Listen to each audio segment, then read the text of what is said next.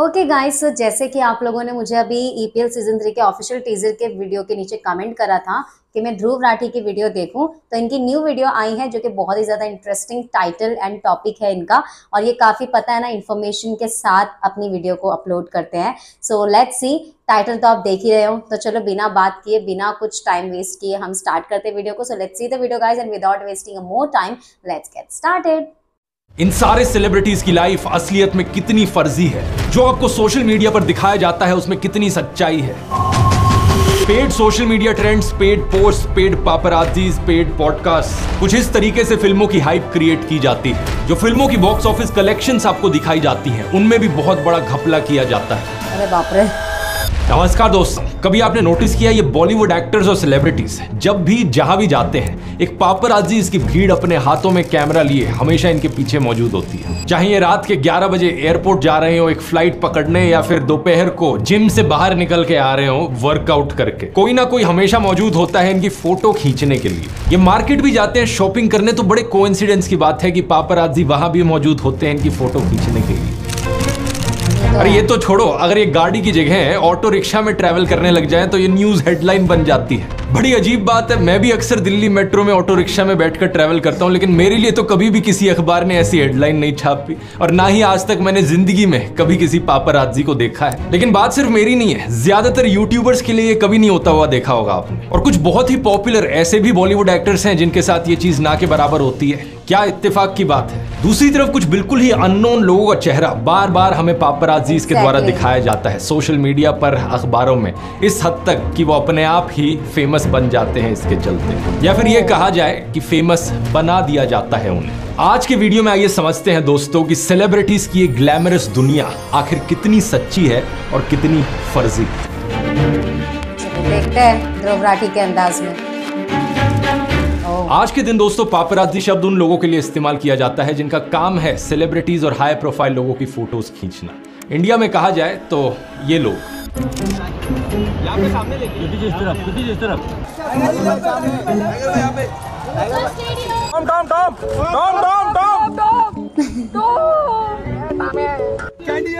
ये पापराजी शब्द एक्चुअली में एक प्लूरल है, इसका सिंगुलर है पापराज़्ज़ो, और ये भी बड़ा इंटरेस्टिंग है जानना कि इसका ओरिजिन कैसे हुआ था। साल 1960 में एक इटालियन फिल्म आई थी ला डोल्चे वीटा नाम से। इस फिल्म में एक साइड कैरेक्टर का नाम था पापराज़्ज़ो, जो कि एक बड़ा ही एनोइंग लेकिन फियरलेस रिपोर्टर था जो किसी भी हद तक जाने को तैयार था सेलिब्रिटीज की फोटोज खींचने के लिए। फिल्म के डायरेक्टर अपनी ऑटोबायोग्राफी में बताते हैं कि उन्होंने ये पापराज़्ज़ो शब्द क्यों चुना, क्योंकि ये एक इटालियन स्लैंग है जिसका मतलब है एक बड़ा सा भिन भिनाता हुआ मच्छर। उन्होंने कहा कि उस रिपोर्टर की पर्सनैलिटी दर्शाने के लिए ये बिल्कुल सही शब्द था। बिल्कुल एक मच्छर जैसे आपके कानों के आसपास भिन भिनाता रहता है, कभी काटता है, कभी तंग करते रहता है। वो न्यूज रिपोर्टर भी ऐसे ही है। What happened in the meeting between you and Nitish ji? How was the meeting? This is not the right place to talk. Let's do not disturb them. So how was the meeting between you and Nitish ji? I don't have to comment on anything. Why was the meeting nice? Nitish ji का आशीर्वाद मिला आपको? Is he okay? Is he happy? Why is this not the right time to talk? We'll speak to Tell us everything is fine. That's all. ठीक इसी तरीके से जब भी आप वेब ब्राउजिंग करते हो, आपका पीछा कर रहे होते हैं ढेर सारे ऑनलाइन ट्रैकर्स। जो भी आप डेटा छोड़कर जाते हो इंटरनेट पर, उसका इस्तेमाल किया जाता है एडवर्टाइजर्स के द्वारा आपको टारगेट करने के लिए। लेकिन कम से कम इस चीज से बचना काफी आसान है, सिंपली एक वीपीएन का इस्तेमाल करके। वीपीएन का इस्तेमाल करते वक्त आप अपने आईपी एड्रेस को छुपा सकते हो, जिसका मतलब यह है कि वेब ब्राउजिंग करते वक्त आपको ट्रैक कर नहीं पाएगा कोई। मेरी राय में one of the best VPN की ऐप है नॉर्ड वीपीएन, जिसका मैं खुद भी इस्तेमाल करता हूँ। नॉर्ड वीपीएन के जरिए आप अपनी लोकेशन भी स्पूफ कर सकते हो। तो कुछ कंट्रीज में कुछ कंटेंट, कुछ वेबसाइट्स अक्सर ब्लॉक्ड होती है, उन रिस्ट्रिक्शंस को बाईपास किया जा सकता है अपनी लोकेशन बदल के। रिसेंटली नॉर्ड वीपीएन ने अपनी नई ई सिम की सर्विस भी लॉन्च करी है सेली नाम से। इसके जरिए आप दुनिया भर ट्रैवल करते हुए कैरियर स्विच कर सकते हो और बहुत कम रोमिंग चार्जेस पे करो। जितना डेटा आप इस्तेमाल करोगे सिर्फ उतने के लिए आपको पे करना है। और बेस्ट चीज यहाँ पर यह है कि नॉर्ड वीपीएन आपको एक बहुत बड़ा वाउचर दे रहा है, 20 GB डेटा सेली के ई सिम पर। ज्यादातर मोबाइल प्लान्स के मंथली डेटा से ज्यादा डेटा है ये। इस लिंक पर आपको पहले तो बहुत बड़ा डिस्काउंट मिलेगा वीपीएन खरीदने पर, प्लस 4 एडिशनल महीने फ्री मिलेंगे इस वीपीएन के, और प्लस 20 GB ई सिम डेटा कार्ड मिलेगा आपको। nordvpn.com/ध्रुव पर जाकर आप चेकआउट कर सकते हैं। और अब टॉपिक पर वापस आते हैं। साल 1961 की टाइम मैगजीन में पापराजी के ऊपर एक फीचर आर्टिकल लिखा गया था, जिसकी वजह से ये पापराजी शब्द और भी पॉपुलर हो गया। उस आर्टिकल में पापराजी को एक भूखे भेड़ियों के पैक की तरह कहा गया था। इसके पीछे एक बड़ा सिंपल कारण था। उन दिनों पापराजी का कल्चर इसी चीज के लिए जाना जाता था, छुपके से सीक्रेटली सेलिब्रिटीज की फोटोज खींचना, बिना उनकी परमिशन के, बिना उनकी प्राइवेसी की कदर करे, हर जगह सेलिब्रिटीज के पीछे पड़ जाना फोटोज पाने के लिए। साल 1997 में प्रिंसेस डायना का जो इनफेमस कार एक्सीडेंट हुआ था, जिसमें उनकी मृत्यु भी हो गई थी, दुनिया भर में इसकी खबर बनी थी। इसके पीछे एक बड़ा कारण बताया गया पापराजी को। उस रात उनकी गाड़ी का पीछा कर रही थी बड़ी बेशर्मी से पापराजी की गाड़ियां। उनसे बचने के चक्कर में उनके ड्राइवर ने गाड़ी को आगे तेज भगाया, जिसकी वजह से उनकी गाड़ी टनल के अंदर घुसते हुए एक पिलर से जाकर टकरा गई। दुनिया भर में इस एक इंसिडेंट की वजह से पापराजीज की एथिकल बाउंड्रीज को लेकर सवाल उठे थे। लेकिन इंडिया में 1990s के समय पापराजी का कल्चर जस्ट शुरू हो रहा था। 1991 की इकोनॉमिक लिबरलाइजेशन के बाद इंटरनेशनल ब्रांड्स के साथ साथ टैबलॉइड कल्चर भी इंडिया में आया। Stardust, mid day, Bombay times और पेज 3 जैसी मैगजीन्स पॉपुलर होने लगी। योगेन शाह को इंडिया का पहला पापराजो बताया जाता है, और उस जमाने में जब इंटरनेट और सोशल मीडिया नहीं था तो इन पापराजीज का बिजनेस मॉडल बड़ा साफ था। पॉपुलर सेलिब्रिटीज की ऐसी कैंडिड फोटोज खींचो जो पहले किसी ने ना देखी हो, और इन फोटोज को जाकर मैगजीन्स और टैबलॉइड्स को बेच दो। लोगों में भी बहुत इंटरेस्ट था इस चीज को लेकर, क्योंकि सोशल मीडिया नहीं था तो सेलिब्रिटीज की जिंदगी में ज्यादा झलक देखने को नहीं मिलती थी। आम जनता में क्यूरियोसिटी थी जानने की कि ये सेलिब्रिटीज आखिर जीते कैसे हैं अपनी जिंदगी, कैसे घरों में रहते हैं, क्या करते हैं ये। इसी के चलते ये कल्चर पॉपुलर हुआ। लेकिन आज सोशल मीडिया के आने के बाद ये पूरा सिस्टम उलट पुलट चुका है। अब पापराजी के लिए सीधा सेलिब्रिटीज से ही पैसे लेना, उनकी फोटोज खींचने के लिए एक नया मॉडल बन गया है। मजाक नहीं कर रहा, बहुत से पापराजी आज के दिन इस बात को ओपनली एडमिट भी करते हैं। Smaller stars do call you, right? They send messages on media groups. They even ready to pay and they say, भैया please हमारा shoot करो। कोई नाम दो ना। Everybody who's new, even everybody who's made it also will always start off, right? The paparazzi thing is commercialized now in a very big way. अब दो तरीके के मॉडल्स यहाँ पर बन गए हैं। एक जो सो कॉल्ड सेलिब्रिटीज हैं जो पब्लिसिटी चाहते हैं और पापराजी को पैसे पे करते हैं अपने पीआर के लिए, पब्लिसिटी के लिए, और दूसरे हैं टॉप के ए लिस्ट असली सेलिब्रिटीज जिन्हें पब्लिसिटी की कोई जरूरत नहीं है, जो कभी पैसा नहीं पे करना चाहेंगे अपनी फोटोज खिंचाने के लिए, लेकिन फिर भी डिमांड है पब्लिक में उनकी फोटोज देखने की, प्राइवेट कैंडिड फोटोज देखने की, तो पापराजी उनकी फोटोज छुपके से खींचते हैं। ये दूसरी कैटेगरी में हो गए शाहरुख खान, आमिर खान, विराट कोहली जैसे लोग। आपका ही लेते सिर्फ आपका ही लेंगे। हम नहीं लेंगे। ठीक है। कैमरा डरना मैम, डरना मैम। सर बहुत अच्छा प्लीज सर। आप काम करिए हमारे बेडरूम में। नहीं। लेकिन सवाल यहाँ पर ये, कितनी फोटोज जो आप सोशल मीडिया में, अखबारों में देखते हो सेलिब्रिटीज की, वो ऑथेंटिक होती हैं और कितनी पैसे देकर पीआर वाली फोटोज होती हैं। मानव मंगलानी ने अपने इंटरव्यू में कहा ये रेशियो 30-70 की है, लेकिन मेरी राय में ये रेशियो असलियत में 90-10 की है। 90% चीजें जो आप देखते हो सोशल मीडिया पर, टीवी पर, अखबारों में इन सेलिब्रिटीज के बारे में, वो पेड प्रमोशन होती है, फर्जी एक्टिंग होती है, और सिर्फ 10% ऑथेंटिक होती है। मैं ऐसा क्यों कह रहा हूं, ये चीज आप आगे वीडियो देखोगे तो समझोगे। सोचकर देखो, एक सेलिब्रिटी की लाइफ में कितनी चीजें जो आपको पब्लिकली दिखती हैं वो पेड प्रमोशन पीआर होती है और कितनी चीजें ऑथेंटिक और असली होती हैं। दूसरा, नोटिस करो कब कब ये सेलिब्रिटीज पॉडकास्ट और इंटरव्यूज देते हैं। 90% सेलिब्रिटी पॉडकास्ट पर सिर्फ तभी आते हैं जब उनकी मूवीज रिलीज होने वाली होती है। और अगर हम बात करें उन सोशल मीडिया पेजेस के बारे में जो रेगुलरली बॉलीवुड और सेलिब्रिटीज के बारे में पोस्ट करते हैं, वहां पर भी पहचानना आपके लिए काफी मुश्किल हो सकता है, लेकिन बहुत सारी पोस्ट अक्सर पीआर होती हैं और पेड प्रमोशन होती है। कई बारी बस इस चीज का साफ सबूत दिख जाता है, जैसे कि इंस्टेंट बॉलीवुड के इस इंस्टाग्राम पेज पर इस 2 साल पुरानी पोस्ट को देखो। कैप्शन में क्या लिखा है? Hi, can you please use this picture and mention #Divya Khosla Kumar. This is BTS of a recently release song #Designer. पीछे से जो भी कैप्शन लिखने को कहा, इन्होंने बस कॉपी पेस्ट कर दिया गलती से। हालांकि बाद में इस पोस्ट को करेक्ट कर लिया गया था, लेकिन इससे आपको अंदाजा लग जाना चाहिए कि बहुत सारी पोस्ट जो आप सोशल मीडिया पर देखते हो, ऐसे अकाउंट्स पर देखते हो, वो पीआर होती है। कितनी बारी आपने नोटिस किया है थर्सडेज और फ्राइडेज को जब भी कोई नई मूवी रिलीज होती है सिनेमा हॉल्स में, ट्विटर पर उस मूवी का हैशटैग ट्रेंड कर रहा होता है। उस हैशटैग पर क्लिक करोगे तो आपको ढेर सारे ऐसे ट्वीट्स दिखेंगे जो उस मूवी की तारीफ कर रहे होते हैं। जैसे कि इन ट्वीट्स को देखिए, रॉकी और रानी की प्रेम कहानी जब मूवी रिलीज हुई थी, ये सारे रिव्यूज उस मूवी के आए थे और ट्विटर पर इन अकाउंट्स ने ट्वीट किया था और इन सब ने सेम सी भाषा का इस्तेमाल कर रखा है, सेम से फ्रेजेस का इस्तेमाल कर रखा है। क्योंकि बात कुछ ऐसी थी दोस्तों कि ये सारे ट्वीट्स फेक थे। इन अकाउंट्स को एक पीआर कंपनी के द्वारा हैंडल किया जा रहा था। इसका मतलब ये नहीं कि ये कोई बेकार या फ्लॉप फिल्म थी। जब मैंने ये फिल्म देखी तो मुझे तो जेन्युइनली अच्छी लगी और पब्लिकली मैंने इसकी तारीफ भी करी थी ट्विटर पर बिना पैसे लिए। लेकिन ये सोशल मीडिया पर जो फर्जी काम चल रहा है, उदाहरण के तौर पे थोड़ा डिटेल में देखते हैं। इनमें से एक अकाउंट है ये सपना नाम से। इस अकाउंट पर क्लिक करोगे और इसके ट्वीट्स नीचे देखोगे तो आपको दिखेंगे बहुत सारे ट्वीट्स किए गए हैं इसके द्वारा। 4 जून को ये अकाउंट ट्वीट कर रहा था #TheNarrative के साथ टाइम्स ऑफ इंडिया को प्रमोट करते हुए। लेकिन उसके नीचे 4 जून को इसने एबीपी न्यूज को भी प्रमोट किया। थोड़ा और नीचे जाओगे तो #TOI काउंटिंग डे देखने को मिलेगा। और नीचे जाओगे तो #ResultsWithDecoder एक और सेपरेट प्लेटफॉर्म को प्रमोट किया गया। थोड़ा और स्क्रॉल करो, 1 जून का ये पीआर ट्वीट देखो, Mr. and Mrs. Mahi review. इस मूवी को अच्छा रिव्यू दे रखा है।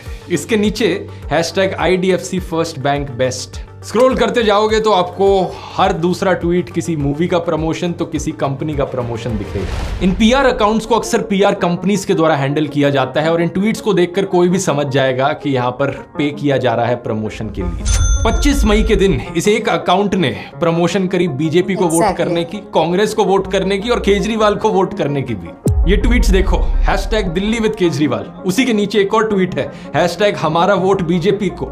और नीचे स्क्रॉल करोगे तो 18 मई का ट्वीट दिखेगा, #सबसे सॉलिड प्रियंका इंटरव्यू, जहां पर प्रियंका गांधी की तारीफ करी जा रही है। और इसी से ही एकदम पिछले वाला ट्वीट है, #दिल्ली के दिल में मोदी, दिल्ली सपोर्ट मोदी। तो ये पीआर कंपनीज अपने कॉन्ट्रैक्ट्स अलग अलग पॉलिटिकल पार्टीज को भी देती हैं और सेम ही अकाउंट से अपना काम भी कराती हैं। इन सभी पॉलिटिकल पार्टीज को कहना चाहूंगा, अपनी आंखें खोल लो, इन चीजों पर पैसे बर्बाद करके कोई फायदा नहीं है। लेकिन सेलिब्रिटीज पर वापस आए तो सेलिब्रिटीज से ज्यादा शायद ही कोई इन पीआर कंपनीज का इस्तेमाल करता है। वो #Mr. and Mahi रिव्यू वाला जो ट्वीट है, उस ट्वीट पर क्लिक करोगे तो आपको ऐसे ही और ट्वीट्स मिलेंगे। एक और ऐसा ही अकाउंट देखने को मिल जाता है निशा सैनी 32 नाम से। मोस्ट लाइकली ये जो प्रोफाइल पिक इस्तेमाल की गई है किसी भी ऐसी ही लड़की की करी गई है। इस ट्विटर टाइमलाइन पर भी स्क्रॉल करो, सेम चीजें देखने को मिलेंगी, एक से बढ़कर एक प्रमोशन है। Paid social media trends, paid post, paid paparazzis, paid podcast, कुछ इस तरीके से फिल्मों की हाइप क्रिएट की जाती है। लेकिन बात यहाँ पर रुकती नहीं है। आजकल एक और नया ट्रेंड शुरू हो गया है, कॉर्पोरेट बुकिंग्स कराने का।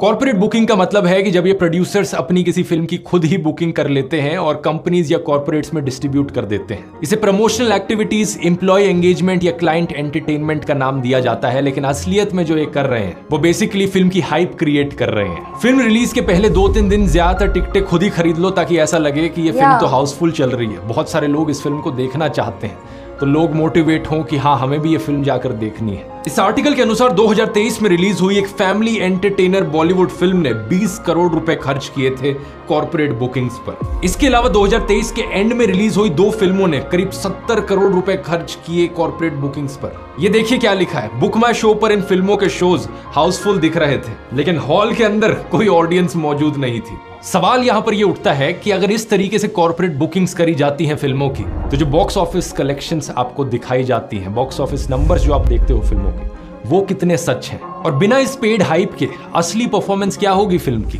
न्यूज 24 के इस आर्टिकल में इस चीज को डिटेल में समझाया गया है। एक तो होती है सेल्फ बुकिंग, जहां पर इंडिविजुअल्स अपने पर्सनल पैसों का इस्तेमाल करते हैं अपने फिल्म के बॉक्स ऑफिस नंबर्स को बड़ा दिखाने के लिए। लेकिन कॉर्पोरेट बुकिंग में एक फिल्म स्टार काम करता है अपने 4-5 ब्रांड्स के साथ। उन कंपनीज को रिक्वेस्ट किया जाता है कि वो टिकट्स को खरीदें, वो अपने एम्प्लॉयज में इन टिकट्स को बांटें और इस तरीके से बॉक्स ऑफिस नंबर्स को बढ़ाकर दिखाया जा सके। तो फिल्म की हाइप फेक है, सेलिब्रिटी की हाइप फेक है, फिल्म के बॉक्स ऑफिस नंबर्स फेक हैं और बाद में फिल्म के लिए जो अवार्ड्स दिए जाते हैं वो भी अक्सर फेक होते हैं। शाहरुख खान की इस पुरानी क्लिप को देखिए। जब आदमी को वांट होती है, डिजायर, चाह होती है किसी चीज की बहुत, तो बहुत घटिया बन जाता है कि मुझे चाहिए, मुझे ये भी चाहिए, ये भी चाहिए, ये भी चाहिए, मुझे गाड़ी चाहिए, बंगला चाहिए, ये चाहिए।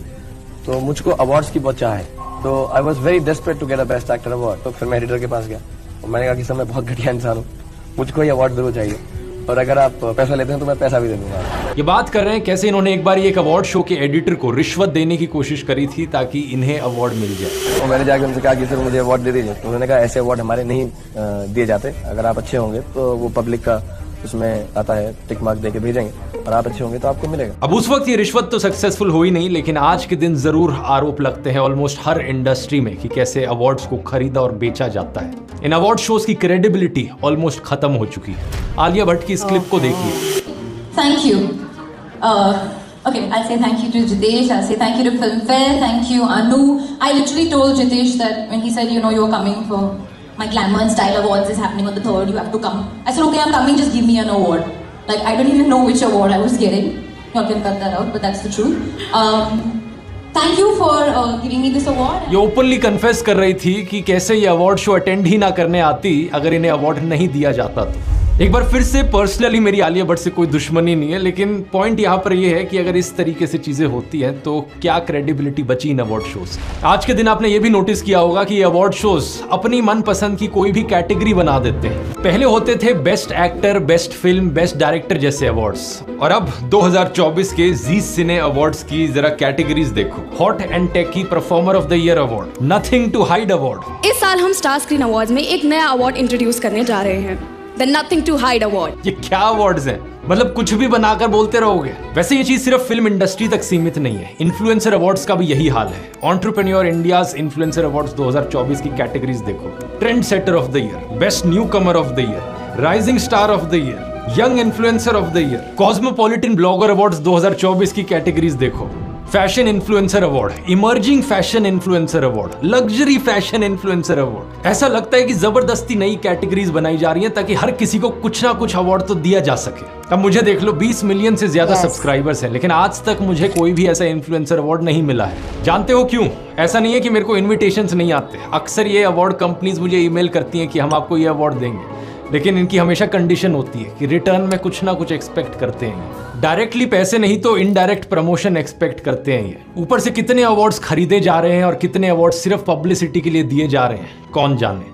यही कारण बताया जाता है कि फिल्म इंडस्ट्री में आमिर खान जैसे एक्टर ने पिछले 20 सालों में किसी भी अवार्ड फंक्शन को अटेंड नहीं किया। सच बात यह है दोस्तों, अगर हम पापराजी के टॉपिक पर वापस आए तो ज्यादातर बॉलीवुड सेलिब्रिटीज और एक्टर्स अपनी प्राइवेसी को आसानी से मेंटेन रख सकते हैं अगर वो चाहें तो। यही कारण है कि कुछ सेलिब्रिटीज की पापराजी फोटोज आपको ऑलमोस्ट कभी नहीं देखने को मिलेंगी, लेकिन दूसरी तरफ कुछ ऐसे सेलिब्रिटीज होंगे जिनकी पापराजी फोटोज हर दिन आपको सोशल मीडिया पर, अखबारों में और टीवी पर देखने को मिलेंगी। हॉलीवुड में इसका सबसे बड़ा एग्जाम्पल है किम कार्दाशियन। उनके बारे में तो ये तक कहा जाता है कि पापराजी जो फोटोज उनकी लेते हैं उन्हें वो खुद एडिट करके उन्हें वापस देती हैं पब्लिश करने से पहले। इस आर्टिकल को देखिए, लोग किम कार्दाशियन को अक्यूज कर रहे हैं कि उनकी जो लेटेस्ट पापराजी फोटोज है वो एक्चुअली में एडिटेड है, या फिर उनकी बहन काइली जेनर, जिनकी कोविड लॉकडाउन के बाद ये एक्चुअल कैंडिड फोटोज वायरल हुई थी, लेकिन वो नहीं चाहती थी कि ये असली फोटोज किसी को दिखें, तो उसके तुरंत बाद उन्होंने ये फेक कैंडिड पापराजी फोटो शूट किया था। सेलिब्रिटीज की इस फेक दुनिया में कुछ जेन्युइन एक्सेप्शंस भी हैं, कुछ ऐसे केसेस जहां पर एक्चुअली में कुछ सेलिब्रिटीज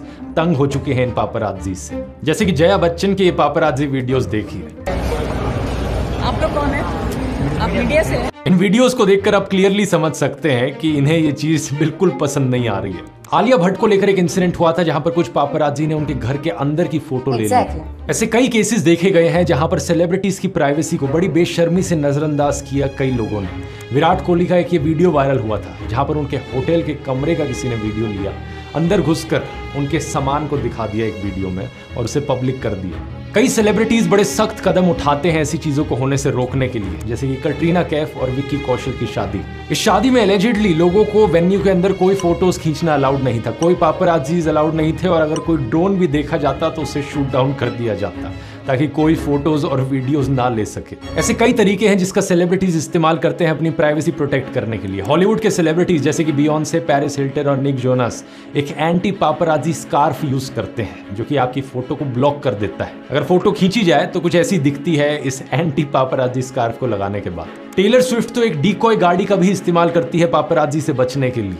लेकिन सेलिब्रिटीज की इस अजीबोगरीब दुनिया का आम लोगों पर क्या असर पड़ता है? कुछ लोग जिन्हें ये चीजें पता नहीं होती वो इस जिंदगी से बड़ी आसानी से बेवकूफ बन जाते हैं। लोगों की अनरियलिस्टिक एक्सपेक्टेशन बन जाती है उनकी अपीयरेंस, उनके सक्सेस और उनकी हैप्पीनेस को लेकर। कुछ लोग सेलिब्रिटीज की तरह दिखने के लिए बहुत सारी कॉस्मेटिक सर्जरीज करा लेते हैं, उन्हें लगता है वही है आइडियल लुक।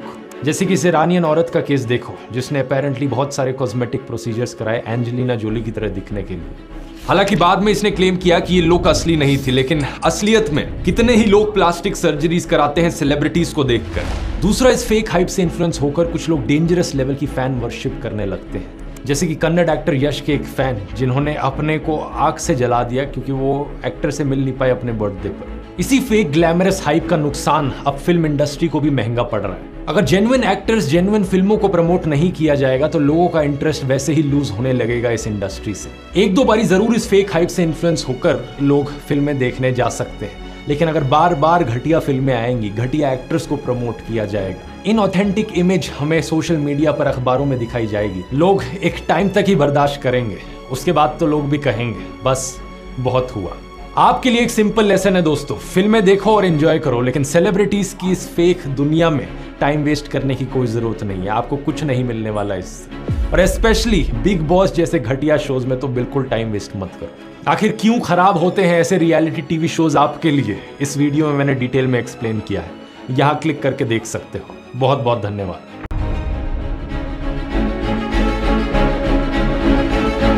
देखना पड़ेगा। मतलब Dhruv Rathee he is amazing.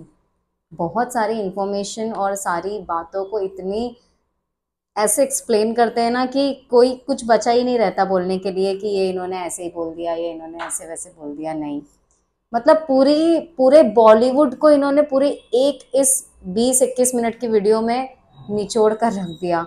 मतलब ये कि चलो ये नहीं बोल सकते कि बुराई कर रहे हैं ये वो बस यही बता रहे हैं कि क्या फेक है।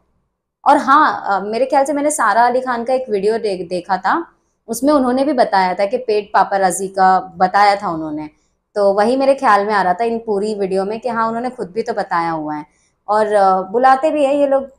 खैर ठीक है, ध्रुव राठी की वीडियो देखने के बाद काफ़ी अच्छा मैसेज मिला, लास्ट में भी बहुत अच्छा बोला इन्होंने। बस इनकी बहुत ही ज़्यादा इन्फॉर्मेटिव वीडियो है। आई होप आप लोगों को मेरे साथ ये वीडियो देखकर अच्छा लगा होगा और ऐसी इन्फॉर्मेटिव वीडियो आती रहे और हमें कुछ अच्छा सीखने मिले, हमारा ध्यान ना भटके ऐसी चीज़ों पे हम मतलब रियल मानने लग जाते हैं, हम बहुत सारी चीज़ों को गलत फहमी हो जाती है, बहुत सारी चीज़ें होती हैं। तो खैर कोई नहीं guys, thank you so much for watching.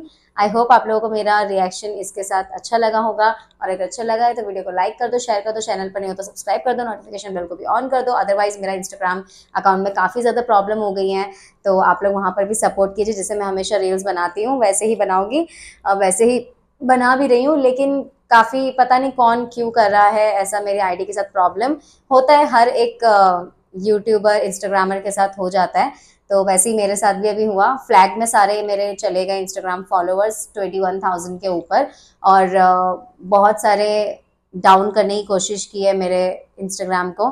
सो आप लोग जो है वहाँ पर सपोर्ट कीजिए। अब तक नहीं फॉलो किए होगे इंस्टाग्राम पे तो करिएगा, डिस्क्रिप्शन में लिंक मैं हमेशा देती हूँ। और यूट्यूब पर भी मेरे अभी मैं जो है दिल्ली की बहुत सारी चीज़ों का एक्सप्लोर करना चाहती हूँ, तो आप लोगों का सपोर्ट मुझे चाहिए ही चाहिए। बहुत पसीना हो रहा है, ओह माय गॉड बहुत पसीना आ गया है। कोई नहीं, गर्मी तो बहुत है। सो गाइज मैं यही चाह रही हूँ कि आप लोग जो है मेरी चैनल पे जो भी वीडियोस आए उसको सपोर्ट करें, आगे बढ़ाएं। और हाँ, अगर मैं अच्छी वीडियो बनाऊंगी तो आप लोग ज़रूर देखोगे, मुझे भी पता है, अच्छी यूनिक इनोवेटिव आइडियाज़ के साथ बनाओगी तो आप लोगों को भी इंटरेस्ट आएगा, एडिटिंग अच्छी होगी, इंटरेस्टिंग वीडियोज़ होगी तो आप लोग ज़रूर देखोगे। सो यस, इस चैनल को मैं चाहती हूँ बहुत आगे बढ़ाना, तो आप लोगों के सपोर्ट के बिना ये कभी पॉसिबल नहीं है। मैं आई थी 2016 के टाइम पर ही आई थी मैं यूट्यूब पर, काफ़ी टाइम हो गया है मुझे यूट्यूब पर, और बहुत सारे रिएक्शन वीडियोज़ में मेरा ऐसा हो गया है कि रिएक्शन वीडियोज़ जो है इतने ज़्यादा प्रॉब्लम हो गई है यूट्यूब चैनल पर भी इस वाले कि मतलब सिर्फ रिएक्शन वीडियो डालूगी तो ही व्यूज़ आते हैं, क्योंकि आप लोग ने उसी के लिए सब्सक्राइब भी किया और उसी के लिए आप फॉलो भी करते हो। लेकिन क्या है कि मैं चाहती हूँ कि अगर इस पर है आप सब, तो आप सब मेरे अच्छे कंटेंट को, मेरे खुद के ओरिजिनल कंटेंट को भी सपोर्ट करो, क्योंकि रिएक्शन वीडियो का कुछ वैसा वो नहीं है। हम इनकी वीडियो पर रिएक्ट करें तो मैं खुद भी ऐसी कुछ अच्छी वीडियोस बनाऊं, मैं ये चाह रही हूँ। तो बस आप लोग जो है यहाँ पर भी सपोर्ट करिए। मैं कोई भी वीडियो अगर एक्सप्लोर करने वाली डालूँ दिल्ली की, बस मैं यही चाहती हूँ कि आप लोग जो मेरी दिल्ली की वीडियोस आएगी बहुत सारी एक्सप्लोरिंग वाली, तो वहाँ पर मुझे बताइए कमेंट सेक्शन में कि मैं दिल्ली की कौन सी जगह जाकर वहाँ को एक्सप्लोर करूँ और कैसे आप लोगों के साथ शेयर कर सकती हूँ, वो भी बताइए कमेंट में। मुझे आज बताई दो प्लीज़। मैं हमेशा आप लोगों को बोलती हूँ लेकिन आप लोग बताते नहीं हो, आप लोग उससे जो मैं बोलती हूँ उससे रिलेटेड कुछ नहीं बोलते हो कमेंट में। तो एक बार बोल दो, एक बार कमेंट कर दो तो मुझे भी अच्छा लगेगा। ओके, सो मिलते हैं नेक्स्ट वीडियो में इसी तरह। टिल देन इंतज़ार रहेगा आप लोगों के कमेंट का, और मिलते हैं इसी तरह नेक्स्ट वीडियो में। Till then bye bye, take care and अल्लाह हाफिज़।